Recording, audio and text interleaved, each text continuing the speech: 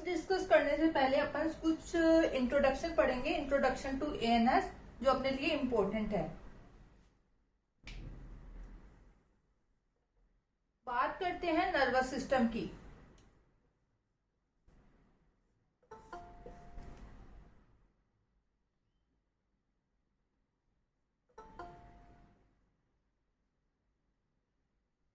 Nervous system, अपन ने nervous system को, हमारी बॉडी को दो में डिवाइड किया हुआ है। नर्वस सिस्टम को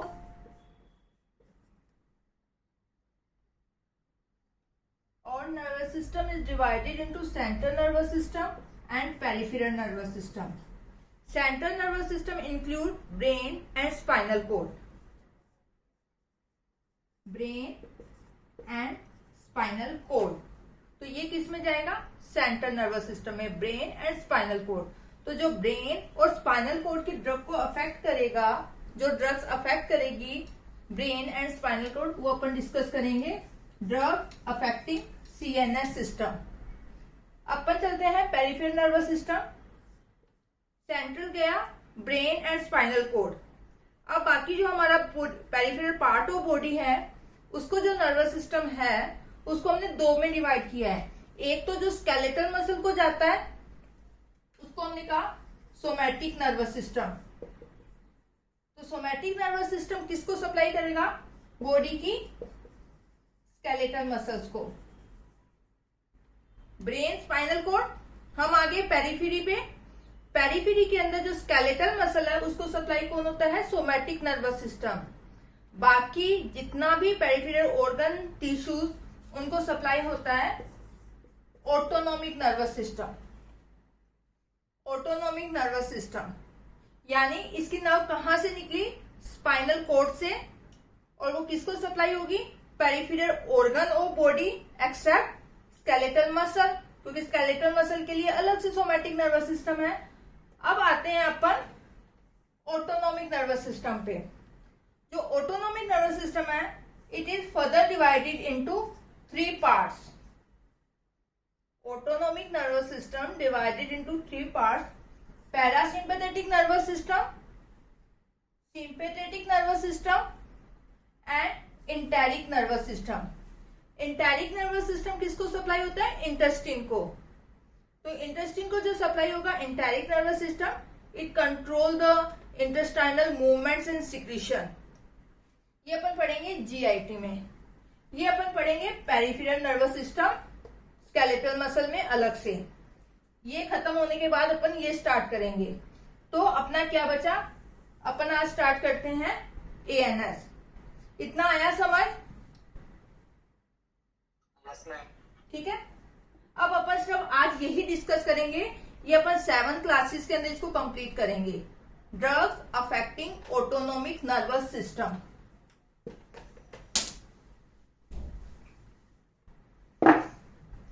So, autonomic nervous system divided into 3. Enteric nervous system supply the intestine. तो बाकी जो बच गया पैरासिम्पैथेटिक एंड सिंपैथेटिक। शॉर्ट में डिस्कस करते हैं अपन what is parasympathetic and what is sympathetic. Autonomic nervous system, इसका क्या काम है हमारी बॉडी के अंदर? स्केलेटल मसल को अलग गया, तो इसका काम क्या है?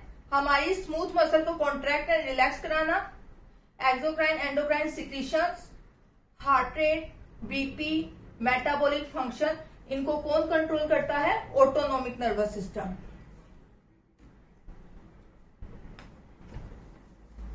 तो first I will discuss parasympathetic nervous system. Parasympathetic nervous system, it arises from craniosacral part of spinal cord. Parasympathetic, sympathetic की नर्व्स कहां से निकलेगी? स्पाइनल कोड से, ब्रेन स्पाइनल कोड से। तो ये कहां से निकलता है? This is the cranium, cervical, thoracic, lumbar and sacral. ये मैंने स्पाइनल कोड बनाया। तो ये है मेडुला पार्ट, क्रेनियम। तो parasympathetic arises from craniosacral part of spinal cord. So it is also called as craniosacral outflow. Spinal cord से इसकी nerve निकली क्रेनियम एंड सैक्रल वाले पार्ट से. क्रेनियल नर्व कौन सी है? 3, 7, 9 एंड 10. और S segment S2 to S4. So cranium 3, 7, 9, 10. And this is the sacral part. Third nerve 7, 9 and 10. Parasympathetic in origin. Second thing, इसमें क्या होता है, अगर इसको हम सोमैटिक नर्वस सिस्टम से कंपेयर, इससे पैरासिम्पेथेटिक एंड सिंपैथेटिक, इसमें क्या होता है, गैंग्लिया है. फाइबर्स के बीच में क्या आएगा, गैंग्लिया. और इसमें पैरासिम्पेथेटिक नर्वस सिस्टम के गैंग्लिया कहाँ होता है, नियर द ऑर्गन. सो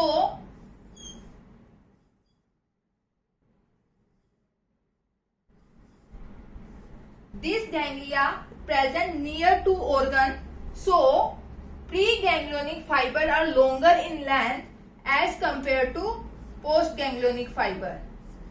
ये मैंने बड़े बनाए हैं, लेंथ इनकी ज्यादा है क्योंकि इसमें गैंग्लिया कहाँ है, ऑर्गन के पास. यहाँ पे अपना क्या पड़ा है, ऑर्गन. तो ये छोटे हैं. दूसरा ये क्या होते हैं, fibre preganglionic fibre in autonomic nervous system myelinated. Preganglionic fibre मोटे होंगे, they are myelinated. Post ganglionic fibre non myelinated. This is 3rd, 7th, 9 and 10. तो थर्ड नर्व है, यहां से निकली, ये किस ऑर्गन को सप्लाई करेगी, circular muscle of iris and ciliary muscle. ये आई को सप्लाई करेगी. आई के अंदर क्या है, स्मूथ मसल है. आइरिस की circular muscle and ciliary muscle. Third nerve. Seventh nerve किसको सप्लाई करेगी, ग्लैंड्स को, lacrimal gland and salivary gland. Seventh nerve. Ninth nerve parotid and pharynx, nasopharynx. 10th nerve lungs and heart. S2 to S4 same ganglia, post ganglionic fiber in shorter in length. ये pelvic organ को supply करेगा. Genito urinary tract.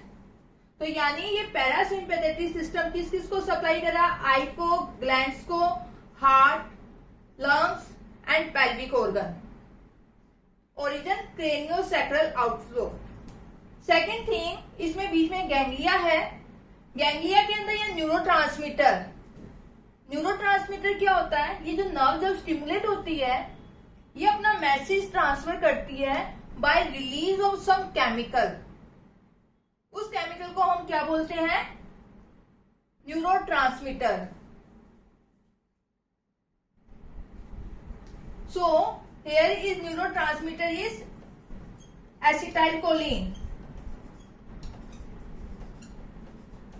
यानी आप याद रखना, चाहे sympathetic system है चाहे पैरासिम्पेथेटिक सिस्टम है, यहां गैंग्लिया के अंदर न्यूरोट्रांसमीटर कौन सा होगा, acetylcholine. In autonomic ganglia neurotransmitter is acetylcholine. तो जब यहां से एसिटाइलकोलिन रिलीज होगा, इट एक्ट ऑन रिसेप्टर. तो यहाँ गैंग्लिया पे जो रिसेप्टर है कौन से होते हैं, N and M1 and M1. So in autonomic ganglia neurotransmitter is N and M1.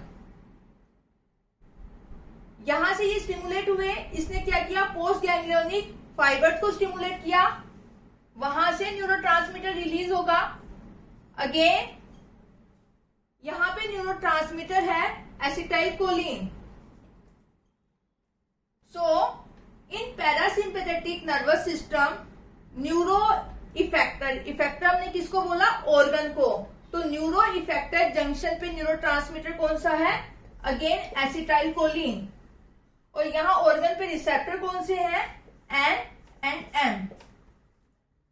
तो अगर कंक्लूजन निकालें, parasympathetic also called craniosacral outflow.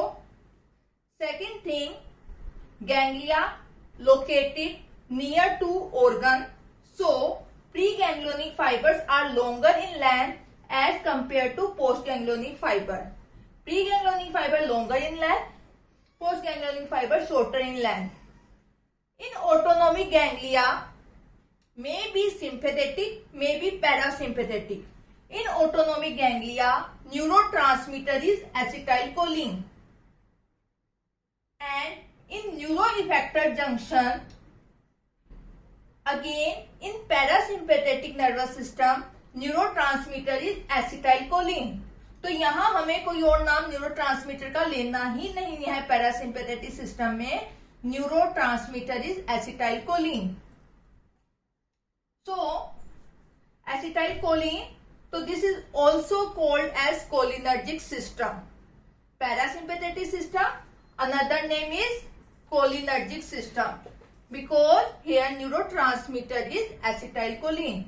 When this acetylcholine is released, it acts on organ through receptor. उन receptors को हम क्या बोलते हैं? Cholinereceptors. They are two types, N type and M, nicotinic and muscarinic type. तो जब भी बॉडी में एसिटाइलकोलिन रिलीज होगा तो ये किस पे काम करेगा? या तो निकोटिनिक रिसेप्टर पे या मस्करेनिक रिसेप्टर पे. डिपेंड करता है कौन से ऑर्गन पे कौन सा रिसेप्टर है, उसके अकॉर्डिंग इसका एक्शन होगा. तो हमने क्या किया, number of agonist and antagonist इसके बनाए. तो जो इसके एगोनिस्ट की तरह काम करेगी उसको हम बोलेंगे पैरासिम्पेथोमाइमेटिक ड्रग्स. माइमेटिक मतलब मिमिक करना, उसके जैसा काम करना. तो अगर हमने बाहर से ऐसी ड्रग दी जो एसिटाइलकोलिन की तरह काम करेगी, उसको हमने बोला पैरासिम्पेथोमाइमेटिक ड्रग्स. जो इसका अपोजिट काम करेगी, जो एगोनिस्ट के एक्शन को रोकेगी, दैट इज एंटागोनिस्ट, उनको हम बोलेंगे पैरासिम्पेथोलाइटिक ड्रग्स. तो इसके हम दो ग्रुप्स पढ़ेंगे, पैरासिम्पेथोमाइमेटिक एंड पैरासिम्पेथोलाइटिक ड्रग्स. ये अपना हो गया पैरासिम्पेथेटिक सिस्टम, जो अपने लिए इंपॉर्टेंट है. इसका काम क्या है मेनली हमारी बॉडी के अंदर? पैरासिम्पेथेटिक नर्वस सिस्टम का कंजर्वेशन ऑफ एनर्जी. तो ये हो गया अपना कंप्लीट. समझ आया पैरासिम्पेथेटिक? अभी मैंने ड्रग्स की बात नहीं की, अभी जस्ट मैंने फिजियोलॉजी डिस्कस की है. यस और नो? अंशु समझ आया? ठीक है, अब अपन चलते हैं सिंपैथेटिक नर्वस सिस्टम पे.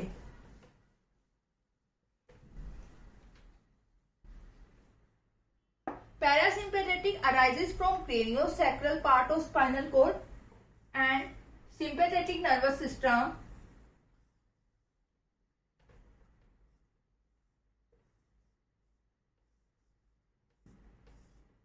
Cervical, thoracic, lumbar and sacral cranium.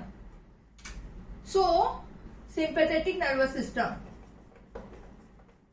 Sympathetic nervous system arises from thoracolumbar part of spinal cord.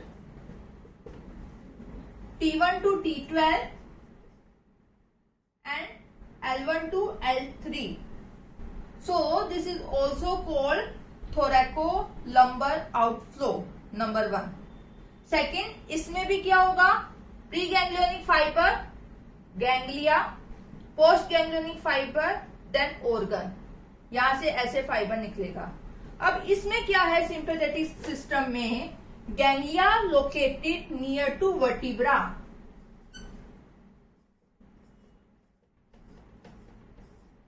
So pre ganglionic fibres are shorter in length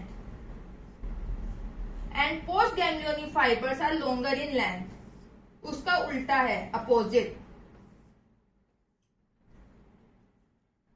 ganglia located near to vertebra, so pre ganglionic fibres are shorter in length as compare to post ganglionic fibre. Here neurotransmitter is, ganglia में neurotransmitter कौन सा होगा?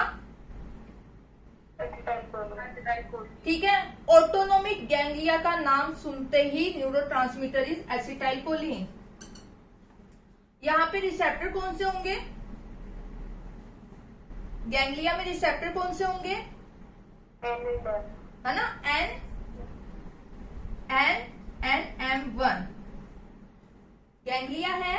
यहां से neurotransmitter release हुआ, जैसे ये nerve stimulate हुई एसिटाइलकोलिन रिलीज होगा, ये गैंग्लिया के अंदर रिसेप्टर पे काम करेगा। यहाँ पे रिसेप्टर है NN और M1। उससे क्या होगा? पोस्ट गैंग्लियोनिक फाइबर, अब रिसेप्टर ने क्या किया? पोस्ट गैंग्लियोनिक फाइबर्स को स्टिमुलेट कर दिया। ये क्या करेंगे? इफेक्टर को स्टिमुलेट करेंगे। तो यहाँ कौन है? Organ, that is effector.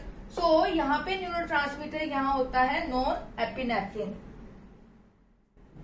In sympathetic nervous system neuro effector junction या न्यूरोट्रांसमीटर इज नॉर एपिनेफ्रिन, या इसको बोलते हैं नॉर एड्रेनलिन। तो यहाँ है नॉर एड्रेनलिन, तो इसको also called adrenergic system, adrenergic system. तो इसके कितने नाम हो गए? Sympathetic nervous system, adrenergic nervous system, thoracolumbar outflow. Receptor, अब ये रिलीज होगा तो ये रिसेप्टर इसके हैं अल्फा एंड बीटा रिसेप्टर। जब यहां से नॉन एपिनेफ्रिन रिलीज होगा, it act on receptor on organ. इसके लिए रिसेप्टर कौन से हैं? अल्फा एंड बीटा, वो अपन डिस्कस करेंगे जब अपन सिंपैथेटिक नर्वस सिस्टम पढ़ेंगे। ये pre ganglionic fibre myelinated, post ganglionic fibre non myelinated. यानी ऑटोनोमिक नर्वस सिस्टम में क्या होगा? प्री गैंग्लियोनिक फाइबर माइलिनेटेड, चाहे वो सिंपैथेटिक हो चाहे पैरासिम्पैथेटिक हो। दूसरा कॉन्सेप्ट, गैंग्लिया है, न्यूरोट्रांसमीटर इज एसिटाइलकोलिन। गैंग्लिया है, रिसेप्टर कौन से होंगे? NN और M1। अपन को यहां याद रखना है, मैंने कहा यहाँ पे न्यूरोट्रांसमीटर नॉर एपिनेफ्रिन है, but there are some exception. कुछ एक्सेप्शंस है। For example sweat gland. Sweat gland है, यहाँ पे न्यूरोट्रांसमीटर कौन सा है? एसिटाइलकोलिन। This is exception. ये है प्री गैंग्लियोनिक फाइबर रिलीज हुआ, यहाँ न्यूरोट्रांसमीटर इज एसिटाइलकोलिन, और यहाँ स्वेट ग्लैंड पे रिसेप्टर कौन से हैं? M3। तो यानी sweat gland it is sympathetic in origin. Origin तो कहां से हो रहा है इसका? Sympathetic. But post ganglionic fibres कौन से हैं यहाँ पे? Acetylcholine. So sweat gland it is sympathetic in origin but cholinergic in nature. काम किसकी तरह करेगा? स्टिमुलेट कब होगा? जब सिंपैथेटिक नर्वस सिस्टम स्टिमुलेट होगा। पर स्टिमुलेट हुआ, काम किसकी तरह करेगा? कोलिनर्जिक की तरह। तो sympathetic in origin, cholinergic in nature. For example, sympathetic nervous system का काम क्या होता है? स्ट्रेस को टैकल करना। अपनी कोई स्ट्रेस कंडीशन है, इमरजेंसी कंडीशन है, आप एग्जाम देने जा रहे हो, स्ट्रेस में हो, तो उस समय हमारा बॉडी का सिंपैथेटिक सिस्टम एक्टिवेट होता है। तो देखा होगा, आप पेपर देते हो, बार बार पसीना आता है, देखा है ये एग्जाम में, है ना? तो है ना, वो क्या था? स्ट्रेस की कंडीशन थी, सिंपैथेटिक नर्वस सिस्टम स्टिमुलेट हुआ है। पर उस समय स्वेट ग्लैंड से क्या होगा? एसिटाइलकोलिन रिलीज होगा, ये M3 पे काम करेगा और इंक्रीज सिक्रीशन, ग्लैंड का सिक्रीशन बढ़ाएगा, एपोक्राइन ग्लैंड और स्वेट ग्लैंड। तो इंक्रीज सिक्रीशन, तभी हमें पसीना आता है। तो यानी ये हमारा हो गया, जो हमें बात याद रखनी है। दूसरा, first exception. Second exception, renal and mesenteric blood vessel. क्या होना चाहिए था? ये सिंपैथेटिक ओरिजिन है तो न्यूरोट्रांसमीटर नॉन एपिनेफ्रिन होना चाहिए था यहाँ पे, पर रीनल एंड मिजेंट्रिक के अंदर यहाँ पे न्यूरोट्रांसमीटर कौन सा होता है? डोपामीन। तो in renal and mesenteric blood vessel dopamine. Third exception, adrenal medulla. Adrenal medulla है, एड्रिनल मेडुला के अंदर क्या है? पोस्ट गैंग्लियोनिक फाइबर नहीं है, ये डायरेक्ट इसमें जाएंगे एड्रिनल मेडुला में, और वहां से क्या रिलीज करेंगे? Catecholamines. So adrenal medulla neurotransmitter is acetylcholine. Preganglionic fibre direct इसमें जाएंगे, गैंग्लिया कहाँ है, एड्रिनल मेडुला में। एड्रिनल मेडुला पे क्या है, एसिटाइलकोलिन, और यहाँ पे रिसेप्टर होते हैं एन। तो वहां जैसे ही स्टिमुलेट हुआ एड्रिनल मेडुला से ये कैटेकोलामिन्स रिलीज करते हैं, mainly epinephrine and in small amount non epinephrine. तो एड्रिनल मेडुला में मेनली क्या रिलीज होता है, एड्रिनल मेडुला अगर स्टिमुलेट होता है तो एपिनेफ्रिन 80%, 20% नॉर एपिनेफ्रिन। तो ये हो गया अपना सिंपैथेटिक नर्वस सिस्टम। इसका मेन काम है इमरजेंसी को टैकल करना। मेन न्यूरोट्रांसमीटर यहाँ कौन सा है, नॉर एपिनेफ्रिन, लेकिन गैंग्लिया के अंदर तो न्यूरोट्रांसमीटर एसिटाइलकोलिन ही है। तो ये अपना हो गया sympathetic and parasympathetic nervous system introduction. फिर बार बार मैंने ये ऑर्गन बनाया। फॉर एग्जाम्पल मैं ये न्यूरो इफेक्टर, इसको इनलार्ज करती हूँ, जूम करती हूँ इसको मैं।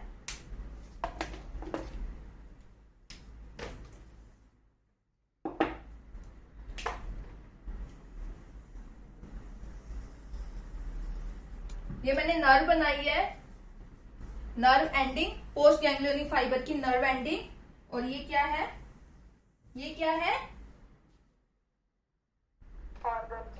ऑर्गन। तो अपन इसको बोलेंगे इफेक्टर। तो ये नर्व है, ये इफेक्टर है, और इसके बीच में क्या होती है, सिनेप्टिक क्लेफ्ट। न्यूरो, इसको हम बोलते हैं न्यूरो इफेक्टर जंक्शन। तो मैंने कहा कैसे अपन शॉर्ट में डिस्कस करते हैं, वैसे आप फिजियोलॉजी में अच्छे से पढ़ के आए हो। न्यूरो ह्यूमोरल ट्रांसमिशन, क्योंकि ये एएनएस में भी काम आएगा, ये आपके सीएनएस में भी काम आएगा कि कैसे न्यूरोट्रांसमीटर रिलीज होता है, कैसे इसका एक्शन होता है, कैसे एक्शन टर्मिनेट होता है, अपन शॉर्ट में डिस्कस करते हैं। नॉर्मली क्या है, न्यूरोट्रांसमीटर कहाँ स्टोर होता है, नर्व एंडिंग के अंदर। वहां पे क्या है, ये वेसिकल्स हैं। तो न्यूरोट्रांसमीटर वो डिपेंड करेगा ये कौन सी नर्व है, सिंपैथेटिक है, पैरासिम्पैथेटिक है, सीरोटोनर्जिक है, डोपामिनर्जिक है, डिपेंड करता है। तो अपन न्यूरोट्रांसमीटर कौन सा होगा, डिपेंड करेगा वो कौन सी नर्व है। तो अपनी एएनएस चल रहा है, तो एएनएस में अगर पैरासिम्पैथेटिक है तो न्यूरोट्रांसमीटर इज एसिटाइलकोलिन, अगर यहाँ सिंपैथेटिक है तो न्यूरोट्रांसमीटर इज नॉरएपिनेफ्रिन। तो न्यूरोट्रांसमीटर स्टोर इन वेसिकल। अब ये रिलीज कैसे होता है, तो फर्स्ट स्टेप, जैसे ही नर्व स्टिमुलेट हुई, ये क्या करती है, influx of sodium followed by efflux of potassium. जैसे ही influx of sodium, efflux of potassium होगा तो क्या होगा, जनरेट एक्शन पोटेंशियल। मेम्ब्रेन पे एक्शन पोटेंशियल जनरेट होगा, फर्स्ट स्टेप, यानी इंपल्स जनरेशन। अब क्या होगा, जैसे इंपल्स जनरेट हुई, ये क्या करेगी, जैसे ही एक्शन पोटेंशियल जनरेट हुआ, ये क्या करेगा, fusion of vesicular membrane to neuronal membrane. तो ये क्या करेगा, इसको इससे फ्यूज करवाएगा, fusion of axonal membrane to vesicular membrane, followed by release of neurotransmitter by exocytosis. Release हुआ, ये neurotransmitter act postsynaptically on receptor, ये अपने अपने रिसेप्टर पे काम करेगा।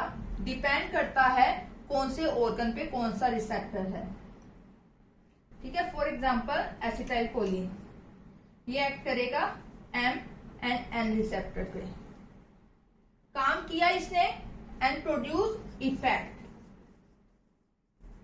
आफ्टर एक्शन, इसका एक्शन टर्मिनेट क्या होता है, डिपेंड करता है कौन से टाइप का न्यूरोट्रांसमीटर है।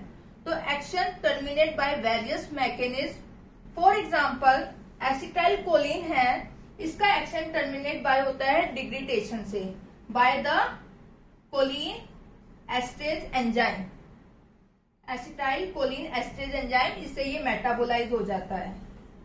कुछ neurotransmitter actions are terminated by reuptake, यहाँ पे ट्रांसपोर्टर्स होते हैं, उससे ये वापस रीअपटेक हो जाता है। For example norepinephrine. Some neurotransmitters, उनका एक्शन कैसे टर्मिनेट होता है, यहाँ से डिफ्यूज हो जाते हैं, दूसरी साइड पे जाते हैं, वहां पे जाके एंजाइम से मेटाबोलाइज हो जाएंगे। For example peptide and amino acid, ये क्या होंगे, यहां से दूसरी साइड पे जाएंगे और वहां पे पेप्टाइड एंजाइम से इनका मेटाबॉलिज्म होता है। तो action of neurotransmitter terminated by various mechanisms, may be by enzyme, may be by receptor, may be by diffuse in another site and then metabolize. इसको हम बोलते हैं neurohumoral transmission. What is neurohumoral transmission? Nerve transmit their masses across the synaptic cleft and on postsynaptic membrane by release of some humoral, by release of some chemical, and this chemical is called neurotransmitter. Nerve अपना message transfer कर रही है इधर से इधर by release of some chemical. ये chemical क्या है, न्यूरोट्रांसमीटर। इस केमिकल की क्या कैरेक्टरिस्टिक होना चाहिए, should be store in vesicle, vesicle में स्टोर होना चाहिए। It should be release after nerve stimulation, जैसे ही नर्व स्टिमुलेट हुआ ये रिलीज हुआ। थर्ड कैरेक्टरिस्टिक, अगर आप बाहर से अप्लाई करते हो, बाहर से फॉर एग्जांपल एसिटाइल कोलिन हमने बाहर से अप्लाई किया तो it produce same effect as produce by endogenous release of neurotransmitter. तो ये न्यूरोट्रांसमीटर के कैरेक्टरिस्टिक फीचर हैं। तो बार बार अपना ये चीज आएगी, इसलिए अपनों ने इसको यहीं डिस्कस किया। वेसिकल से रिलीज होगा, रिसेप्टर पे काम करेगा, उसका एक्शन टर्मिनेट हो जाएगा। अब अपन इसको बार बार डिस्कस नहीं करेंगे, ठीक है। एक बात मैंने कही, रिसेप्टर लोकेटेड पोस्ट सिनेप्टिकली। इन रिसेप्टर को हम बोलते हैं post junctional receptor, but some receptors are located pre synaptically. Normally receptor located post synaptically on post junctional membrane, but some receptor located presynaptically on axon terminal. This receptor is called as presynaptic receptor. तो ये term भी बार बार आएगी, ये presynaptic receptor है, ये post synaptic receptor है, तो आप समझ जाओगे। पोस्ट सिनेप्टिक का मतलब वो ऑर्गन पे है पोस्ट सिनेप्टिकली, प्रीसिनेप्टिक का मतलब वो एक्सोन टर्मिनल पे है। इसका नॉर्मली काम क्या होता है, नेगेटिव फीडबैक देना। ये तो क्या करते हैं, स्पीड की तरह काम करेंगे, ये क्या करेंगे, ब्रेक की तरह काम करेंगे। ये गाड़ी को आगे बढ़ाएंगे, ये गाड़ी को रोकने की कोशिश करेंगे, ब्रेक का काम करेंगे। तो ये क्या कहते हैं, inhibit the release of neurotransmitter by giving negative feedback normally. बाकी डिपेंड करता है वो किस टाइप का रिसेप्टर है। फॉर एग्जाम्पल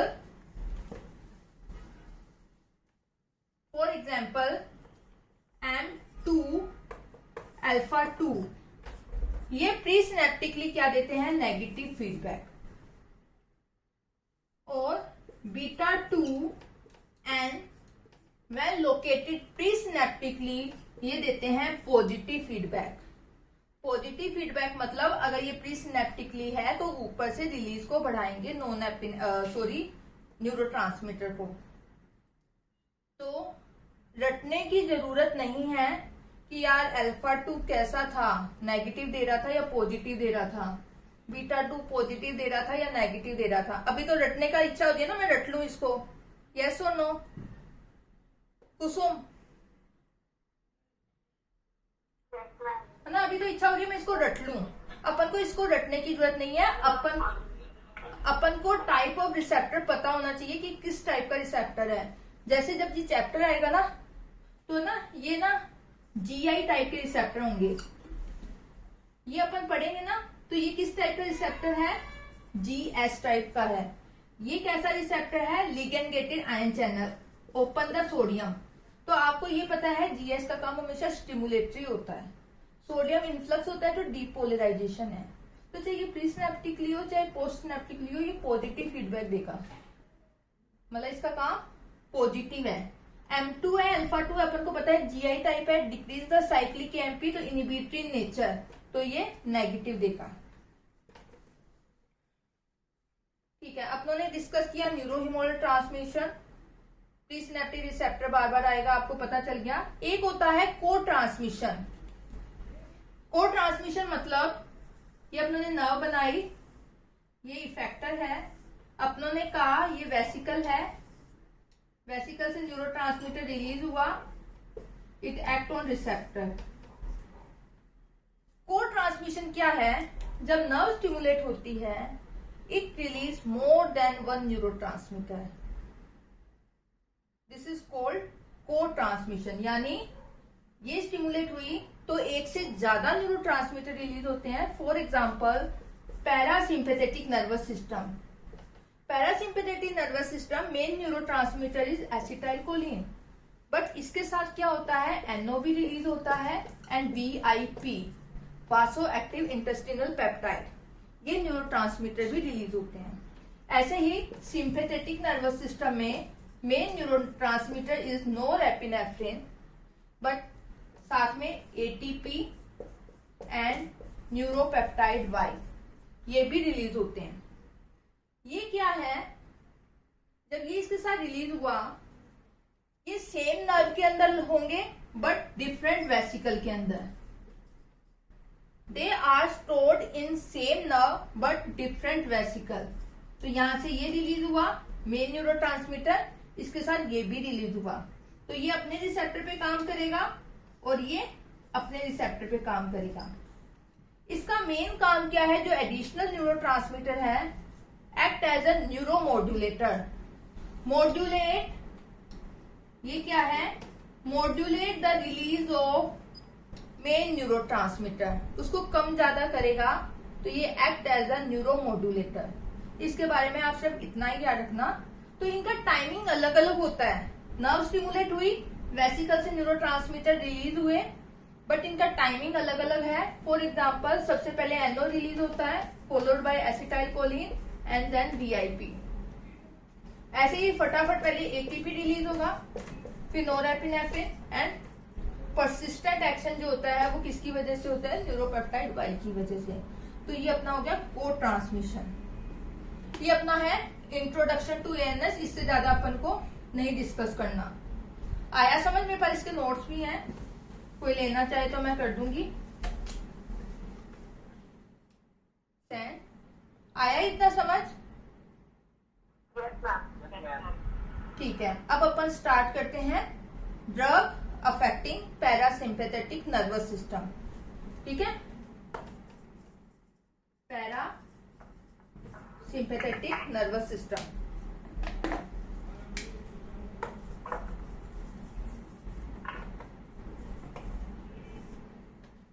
इसमें अपन 2 ग्रुप डिस्कस करेंगे। कौन कौन सी ड्रग है? Drug affecting parasympathetic nervous system.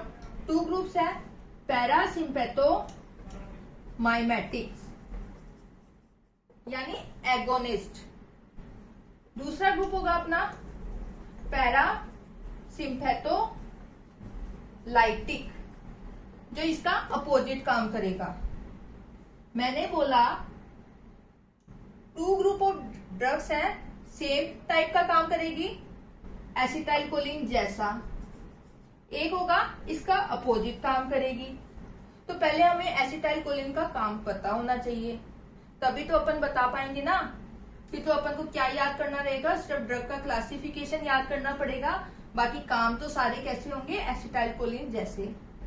ऐसे ही हमें इस ड्रग का सिर्फ क्लासिफिकेशन याद करना रहेगा, काम कैसे होंगे, एसिटाइलकोलिन की एक्शन ब्लॉक।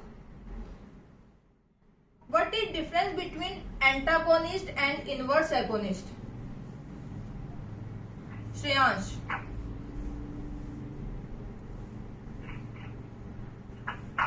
श्रेयांश,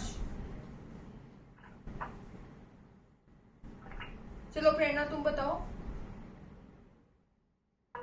जो एंटागोनिस्ट होते हैं वो तो जो होने वाला एक्शन उसको स्टॉप कर देते हैं, एगोनिस्ट के एक्शन को ब्लॉक कर देंगे।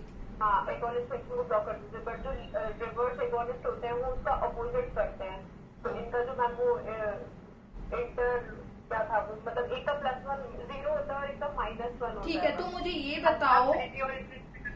ये बताओ कि एगोनिस्ट की एब्सेंस में क्या एंटागोनिस्ट काम करेगा? एगोनिस्ट की है ना, एंटागोनिस्ट कब काम करेगा? उसका खुद का कोई काम नहीं है, वो तो एगोनिस्ट के काम को ब्लॉक कर रहा है। लेकिन इनवर्स एगोनिस्ट को कोई मतलब नहीं है एगोनिस्ट है या नहीं है। इनवर्स एगोनिस्ट आते ही वो अपना उल्टा काम करेगा उस रिसेप्टर का। तो ये दोनों में डिफरेंस है। तो पैरासिम्पेथोलाइटिक ड्रग्स क्या करेगी? Block the action of acetylcholine. तो अपन डिस्कस करते हैं पैरासिम्पेथोमाइमेटिक ड्रग्स, पर उससे पहले अपन को पता होना चाहिए एसिटाइलकोलिन का क्या काम है। तो आज अपन सिर्फ डिस्कस करेंगे एसिटाइलकोलिन का synthesis, storage, release and their action.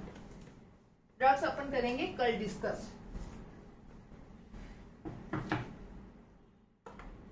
So, in parasympathetic nervous system, neurotransmitter is acetylcholine, both in ganglia as well as neuroeffector junction। और अपन को भूल जाना है। फिर बात आती है एसिटाइलकोलिन का सिंथेसिस कैसे होता है, स्टोरेज, रिलीज एंड एक्शन। अपन को ये डिस्कस करना है। तो सबसे पहले अपन पढ़ते हैं सिंथेसिस ऑफ एसिटाइलकोलिन। वापिस मुझे नर्व बनानी पड़ेगी।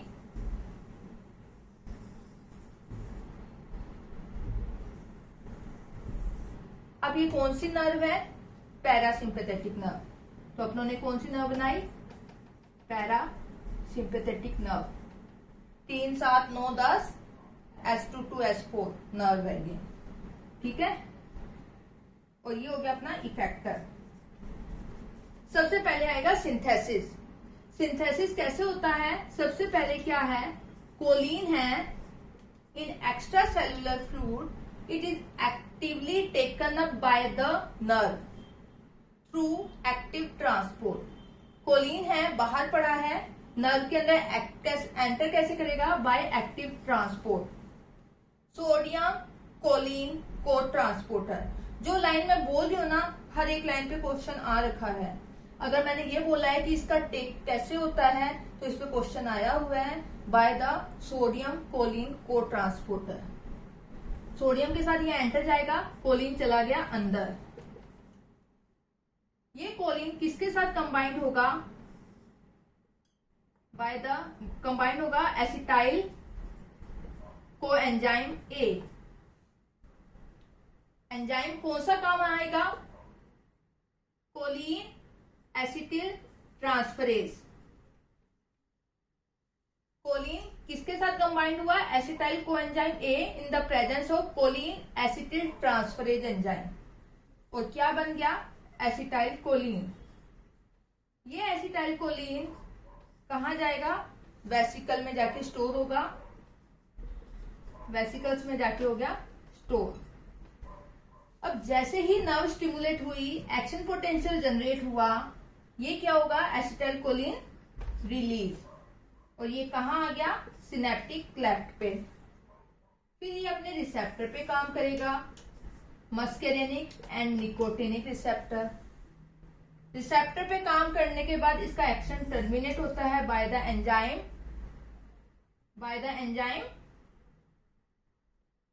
Choline esterase.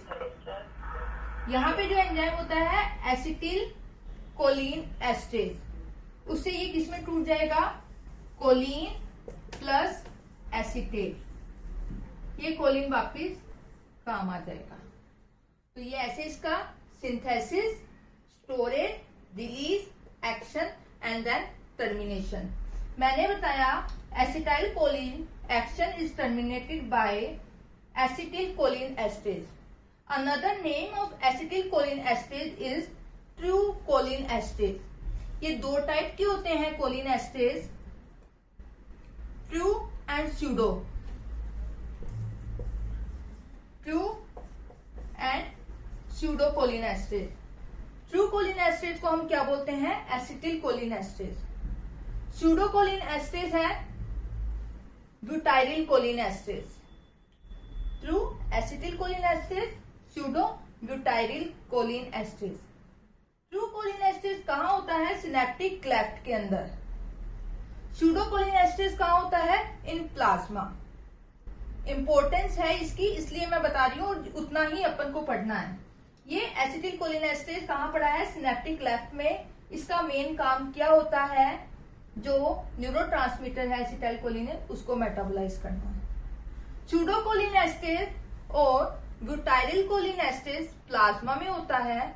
उसका काम क्या है? जो बाहर से हम एस्टर लेते हैं, फॉर एग्जाम्पल सक्सिनाइलकोलिन, उसको मेटाबोलाइज करेगा। तो ये किसको मेटाबोलाइज करता है? सक्सिनाइलकोलिन को। और ये किसको करेगा? एसिटाइलकोलिन को। ठीक है, ये अपना हो गया। अब क्या करती है? कुछ ड्रग्स यहां इनिबिट करती है, कुछ ड्रग्स इसको इनिबिट करती है। Inhibit the active uptake of choline in nerve ending. उस ड्रग का नाम आपको याद रखना है, हेमिकोलिनियम।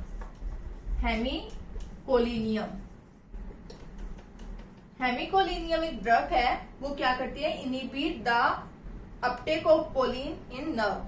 This is the rate limiting step. मुझे बताओ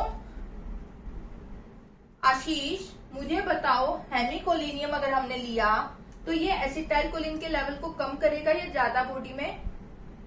कम करेगा, है ना, क्योंकि बनने ही नहीं दे रहा ये नहीं होगा तो आगे बनेगा ही नहीं। Second drug vesamicol. ये क्या करता है? वेसामिकोल वेसिकल में अपटेक को इनिबिट करेगा। Inhibit the vesicular storage of acetylcholine. Vishakha, मुझे बताओ वेसामिकोल कम करेगा या ज्यादा? ज्यादा। प्रेरणा, एसिटाइलकोलिन ज्यादा ही करेगा पर वेसिकल में नहीं होगा तो नहीं, मैंने कहा देखो vesamicol inhibit the uptake of acetylcholine in vesicle. Neurotransmitter should be store in vesicle. तो कम हो जाएगा, कम हो जाएगा ना एक्शन, यानी इसने भी कम किया एक्शन एसिटाइलकोलिन के, वेसामिकोल ने भी कम किया है एक्शन, क्योंकि इसने क्या किया? जो एसिटाइलकोलिन बना था वो स्टोर भी तो होना चाहिए था ना, तो स्टोर होने ही नहीं दिया इसने। जब नर्व स्टिमुलेट होगी तभी तो रिलीज करेगी इसको, तो इसने भी कम किया। थर्ड ड्रग क्या होती है? Inhibit the release of acetylcholine from vesicle. Botulinum toxin.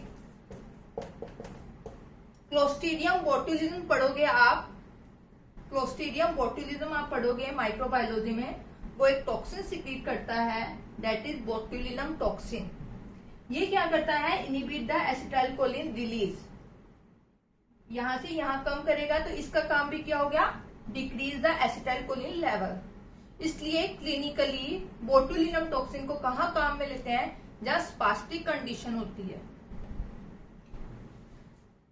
यहां से रिलीज को कौन बढ़ाता है? Black widow spider toxin. Inhibit the release botulinum toxin, increase the release black widow spider toxin. तो ये अपनी ड्रग्स थी जो इस लेवल पे काम करी, वो अपन ने डिस्कस कर ली। बस इनका सिर्फ प्री पीजी में नाम पूछ लेते हैं कई बार, ठीक है। क्लिनिकली बोट्यूलिनम टॉक्सिन काम आता है जहां स्पास्टिक कंडीशन होती है, जैसे कि ब्लीफेरोस्पाज्म। ब्लीफेरोस्पाज्म मीन्स पेनफुल स्पाज्म ऑफ आई।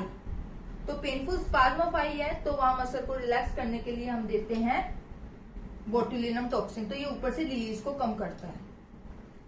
तो ये अपना हो गया synthesis, storage and release and action terminate. बात आते हैं, आपने अभी रिसेप्टर पे काम नहीं देखा, इसका इफेक्ट थ्रू रिसेप्टर। अब अपने लिए इंपॉर्टेंट है एसिटाइलकोलिन कौन से रिसेप्टर के थ्रू काम करता है, कहाँ रिसेप्टर लोकेटेड है, उसका एक्शन क्या है। तो अपन अब पढ़ेंगे एक्शन ऑफ एसिटाइलकोलिन। इतना आया समझ? है ना? ठीक है। अब अपन ये चलेंगे क्योंकि ये अपने लिए बहुत इंपॉर्टेंट है, क्योंकि अपनी ड्रग्स तो इसी लेवल पे काम करेगी। क्लिनिकली जो हम ड्रग्स यूज करते हैं वो इस लेवल पे काम करती है। सो एक्शन ऑफ एसिटाइलकोलिन,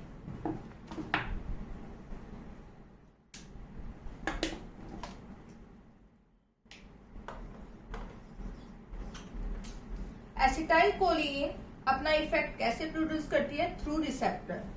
हमारी बॉडी में इसके लिए 2 रिसेप्टर हैं, मस्केरिनिक receptor and nicotinic receptor.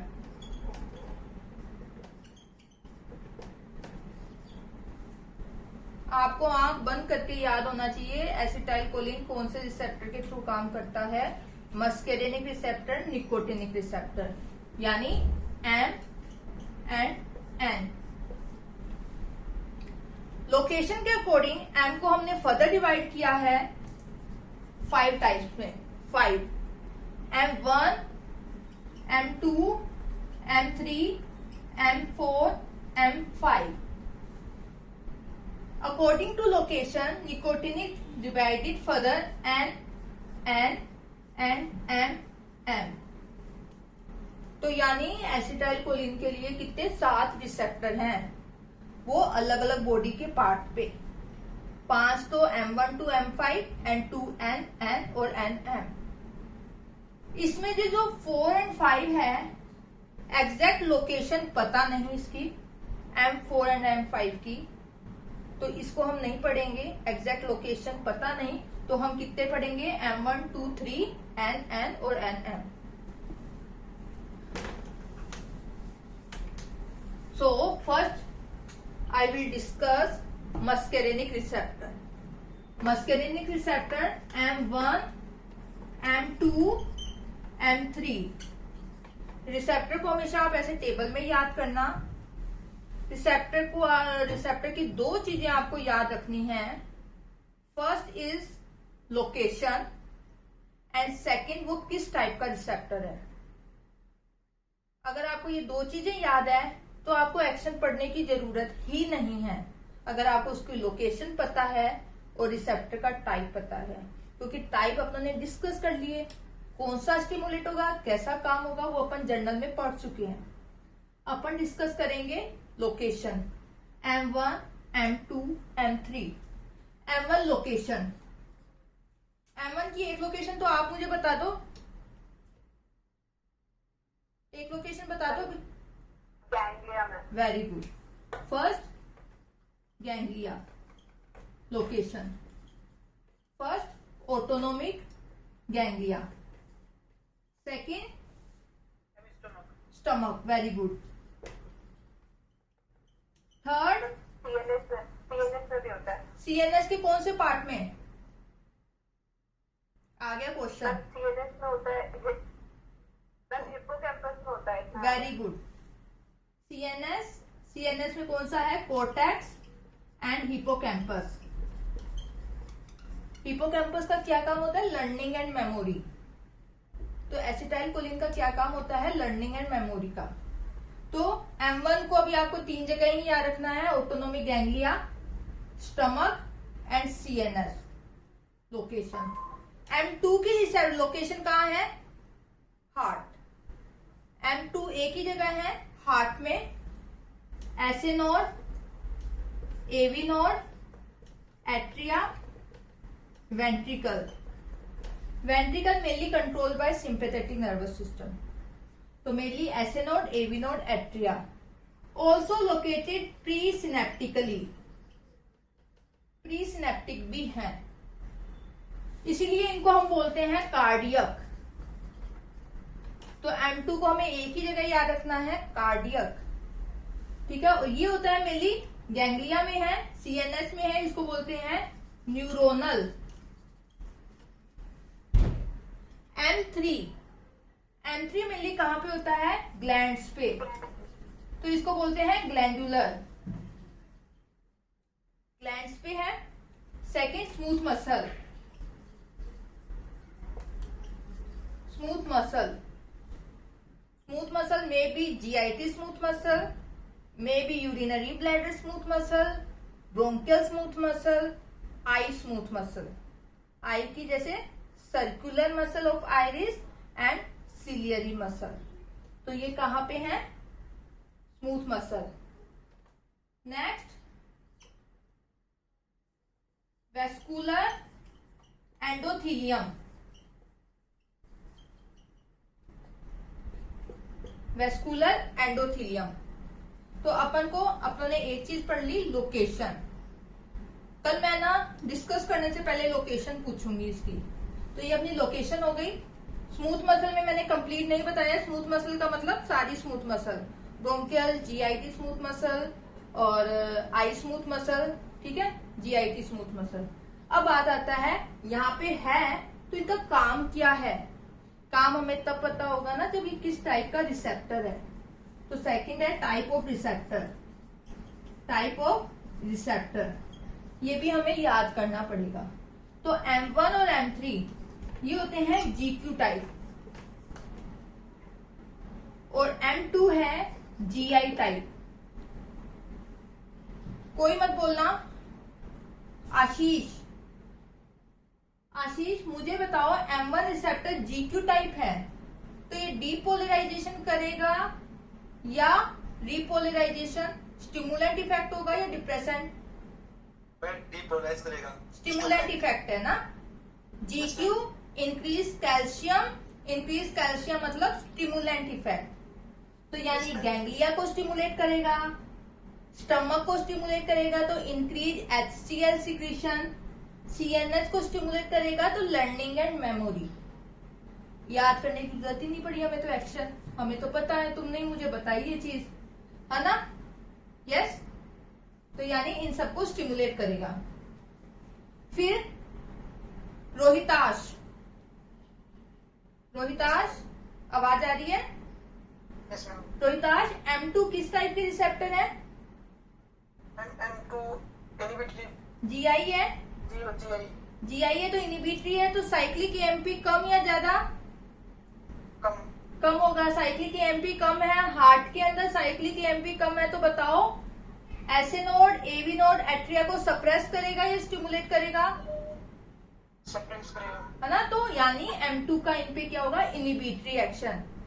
Inhibit the SA node, inhibit the AV node, inhibit the atria ventricle. और प्रीसिनेप्टिकली है तो give negative feedback, inhibit the central release of acetylcholine, negative feedback देगा, ठीक है। तो अगर अपन हार्ट की स्ट्रक्चर बनाए तो ये एसए नोड है, AV नोड है, SA node, AV node, bundle of His Purkinje fibre, ये कंडक्टिव टिश्यू होता है और ये अपने एट्रिया है और ये वेंट्रिकल है। इनको हम बोलते हैं कंडक्टिव टिश्यू और एट्रिया वेंट्रिकल को बोलते हैं कॉन्ट्रैक्टाइल टिश्यू। अरिथमिया में कंप्लीट डिस्कस करूंगी मैं इसको। तो एसए नोड से क्या होती है? Impulse generate. तो क्या करेगा? Decrease the impulse generation. AV से यहाँ कंडक्ट होगी तो decrease the AV conduction, impulse आगे नहीं जाएगी। तो decrease the impulse generation, decrease the impulse conduction. Atria को सप्रेस करेगा तो डिक्रीज द एट्रियल कॉन्ट्रैक्टिविटी। तो यानी ये क्या करती है? Bradycardia, decrease the force of contraction. तो जब भी पैरासिम्पैथेटिक नर्वस सिस्टम स्टिमुलेट होगा तो M2 के थ्रू ये हार्ट को सप्रेस करेगा। फिर अपन आते हैं M3 प्रेरणा। M3 किस टाइप के हैं? GQ यानी स्टिमुलेटरी और इनहिबिटरी नेचर। स्टिमुलेटरी नेचर है तो इन सबको स्टिमुलेट करेगा, ग्लैंड को स्टिमुलेट करेगा, स्मूथ मसल को स्टिमुलेट करेगा, ठीक है। तो ग्लैंड को स्टिमुलेट करेगा तो इंक्रीज सिक्रीशन, सारी बॉडी के secretion, salivation, lacrimation, urination, defecation, तो ये सबको इंक्रीज करेगा। सारे सिक्रीशन इंक्रीज करता है। इसका मिल्क और बाइल पे कंट्रोल नहीं है। ये क्वेश्चन आता है कि कौन सा सिक्रीशन पैरासिम्पैथेटिक कंट्रोल में नहीं है। तो सारे सिक्रीशन बढ़ाता है, salivation, lacrimation, urination, defecation, but except milk and bile, उस पे इसका कंट्रोल नहीं है। Vascular endothelium. वेस्कुलर एंडोथीलियम ये अपन वेसल बनाते हैं। ये वेसल की क्या है? Muscular layer. यहाँ कौन सी मसल है वेसल पे? ब्लड वेसल पे कौन सी मसल होती है? Smooth muscle. Smooth muscle. ठीक है, और इसके अंदर क्या है, ये अंदर की तरफ है एंडोथीलियम। तो इसके रिसेप्टर कहाँ है, एसिटाइल कोलिन। स्मूथ मसल पे भी इसके रिसेप्टर है M3, एंडोथीलियम पे भी रिसेप्टर है M3। एंडोथीलियम पे M3 रिसेप्टर है, यहाँ पे इसका काम क्या है, NO रिलीज करवाना। वेस्कुलर एंडोथीलियम पे ये NO रिलीज कराता है, नाइट्रिक ऑक्साइड। इसका काम क्या होता है, वेजोडाइलेटेशन। अपन पढ़ेंगे CNS में, नाइट्रिक ऑक्साइड का काम होता है वासोडाइलेटेशन। ठीक है, यस या नो? Yes ma'am. तो अब देखो इस पे वेसल पे थोड़ा सा कॉम्प्लिकेटेड इफेक्ट है। मैम यहाँ पे एसिटाइल कोलिन काम क्यों नहीं कर रहा है? अभी मैं बताती हूँ ना। मैंने कहा स्मूथ मसल पे अपन रिसेप्टर की बात कर रहे हैं पहले, M3 रिसेप्टर। एसिटाइल कोलिन कब काम करेगा, जब वो रिसेप्टर पे एक्ट करेगा। ये रिसेप्टर वेसल की स्मूथ मसल पे भी है, वेसल की एंडोथीलियम पे भी है। पर अगर स्मूथ मसल पे काम करेगा तो वेसल को कॉन्ट्रैक्ट करेगा। अगर एंडोथीलियम पे काम करता है तो नाइट्रिक ऑक्साइड करेगा रिलीज, और उसका काम क्या होता है, वेजोडाइलेटेशन। तो वेसल्स कॉन्ट्रैक्ट भी हो रही है, वेसल डायलेट भी हो रही है, यस या नो? Yes ma'am. है ना। लेकिन एसिटाइल कोलिन का बीपी पे कोई एक्शन नहीं होता।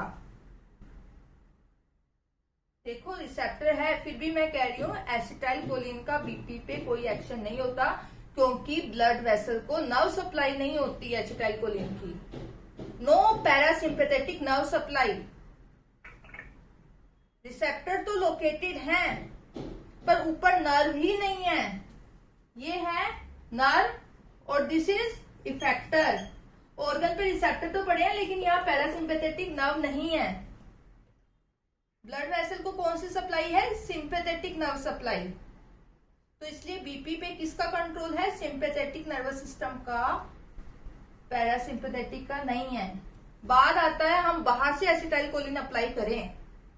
बाहर से अगर आप एसिटाइल कोलिन अप्लाई करोगे ना, तो ब्लड में एसिटाइल कोलिन पड़ा है, अब ये रिसेप्टर पे काम करेगा।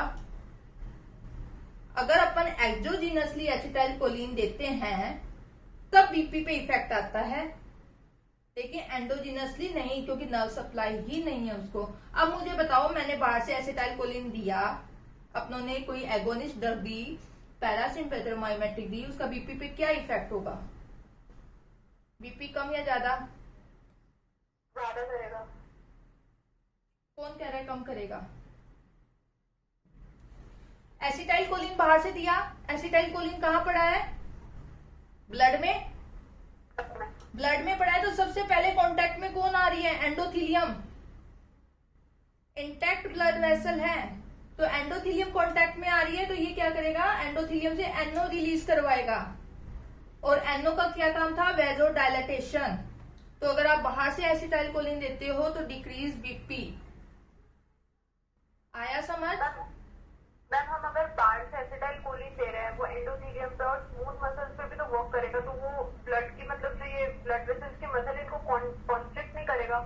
पहले कौन आ रहा है कांटेक्ट में, पहले एंडोथीलियम है, इंटैक्ट ब्लड वेसल है। अगर ब्लड वेसल रप्चर होती ना, ब्लड वेसल रप्चर होती, एंडोथीलियम डैमेज है, तब डायरेक्ट कांटेक्ट में कौन आया, स्मूथ मसल। तब क्या होगा, अब क्या होगी, वैसो कॉन्स्ट्रिक्शन।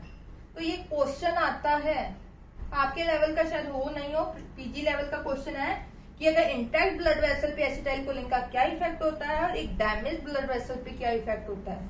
तो दोनों अलग अलग है ये, ठीक है। तो पहले एंडोथीलियम कांटेक्ट में आती है तो बीपी डिक्रीज, लेकिन एंडोजीनस एसिटाइल कोलिन का बीपी पे कोई कंट्रोल नहीं है, क्योंकि नो पैरासिम्पैथेटिक इनर्वेशन। तो ये अपना हो गया रिसेप्टर। लोकेशन, एक अपन एगोनिस्ट पढ़ लेते हैं। इन सब रिसेप्टर पे एगोनिस्ट कौन है, एसिटाइल कोलिन।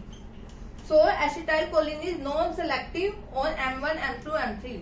अगर बाहर से आप एसिटाइल कोलिन देते हो तो M1 पे भी काम करेगी, M2 पे भी, M3, तो इनका एगोनिस्ट है।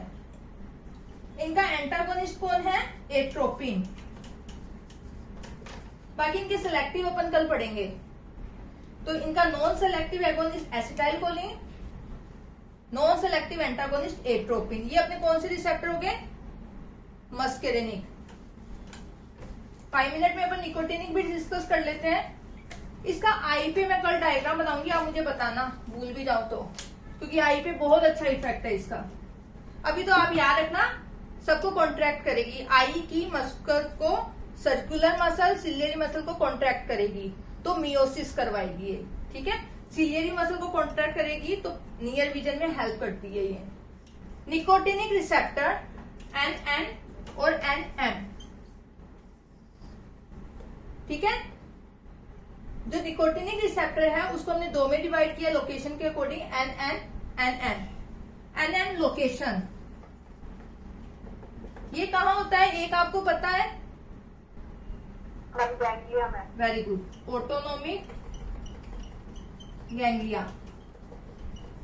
And second adrenal medulla, adrenal medulla, यहाँ पे NN रिसेप्टर है। NM कहाँ होते हैं? स्केलेटल मसल पे, muscle end plate, skeletal muscle, muscle end plate पे। फिर आता है टाइप ऑफ रिसेप्टर। आप याद रखना ये कौन से टाइप के रिसेप्टर होते हैं? Ligand gated ion channel receptor. Ligand gated ion channel receptor की स्ट्रक्चर कैसे बनाऊं, कहां पे लोकेटेड होते हैं ये? सेल मेम्ब्रेन और inside the cell membrane, cell membrane पे है। ये आयन चैनल है नंबर 1। दूसरा, और क्या खास बात है इसकी लिगैंड गेटेड आयन चैनल की? जो ये चैनल है इसी के पास में रिसेप्टर होगा, ठीक है। ये अटैच टू रिसेप्टर, और इस पे कौन आके काम करेगा? एगोनिस्ट। तो यहाँ एगोनिस्ट कौन है अपना? Acetyl choline. रिसेप्टर कौन सा है? यहाँ पे NN और यहाँ पे NM। जैसे ही एसिटाइल कोलिन रिसेप्टर पे आके काम करता है, ये क्या करता है? Increase the influx of sodium. Sodium अंदर जाएगा तो डीपोलराइजेशन होगा। तो इसका काम क्या है? Depolarisation of autonomic ganglia, adrenal medulla, skeletal muscle. तो ये दोनों ही लिगैंड गेटेड आयन चैनल है। तो इनका काम क्या है? जैसे ही NN रिसेप्टर होंगे एसिटाइल कोलिन से stimulate the autonomic ganglia, stimulate the adrenal medulla, तो increase the release of catecholamine. ये क्या करेगा? Stimulate the skeletal muscle. तो एसिटाइल कोलिन जब रिलीज होता है तो इस स्केलेटल मसल में क्या होंगे? अपन रिसेप्टर पढ़ेंगे NM रिसेप्टर, और उस स्केलेटल मसल को कॉन्ट्रैक्ट करते हैं। तो ये अपना हो गया रिसेप्टर। इनका एगोनिस्ट कौन है? Nicotine, nicotine. एंटागोनिस्ट कौन है इनका? यहाँ पे है DTC, डी ट्यूबोकुरेलिन। अपन स्केलेटल मसल रिलैक्शन में पढ़ेंगे इसका एंटागोनिस्ट DTC। यहाँ NN रिसेप्टर एंटागोनिस्ट कौन सा होता है? जैसे हेक्सामेथोनियम। अभी एक एक नाम याद रख लो। तो नॉन सेलेक्टिव एगोनिस्ट निकोटिन और एंटागोनिस्ट DTC, डी ट्यूबोकुरेलिन, और ये होता है हेक्सामेथोनियम। तो आज अपन ने सिर्फ रिसेप्टर पढ़ा है, उसकी लोकेशन पढ़ा है, उसका एक्शन पढ़ा है। कल अपन पढ़ेंगे पैरासिम्पैथोमाइमेटिक ड्रग्स।